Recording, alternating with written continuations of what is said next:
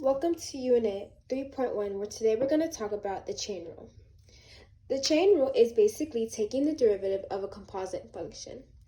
As we know, a composite function is basically f times g of x. Now, looking at these examples, if I had sine times x squared, to expand this, I know my f of x would be the outsider function, which would be sine x, and g of x, which is the function on the inside, would be my x squared. Let's look at this one. If I had the square root of natural log of x, my outsider function would be squaring the natural log of x, so let's just say the square root of x, and my inside function, or my g of x, would just be natural log of x. Seeing this, let's find the derivative of a composite function, or let's use the chain rule. So the formula for the chain rule is that the derivative of a composite function would be f prime times g of x times g prime of x.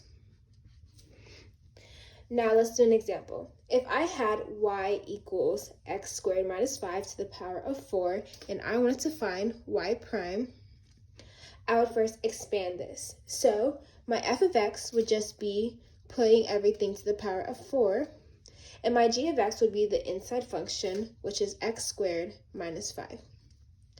Now looking back at our formula, if we needed to find f prime, we would use f of x and find the derivative by using the product rule. So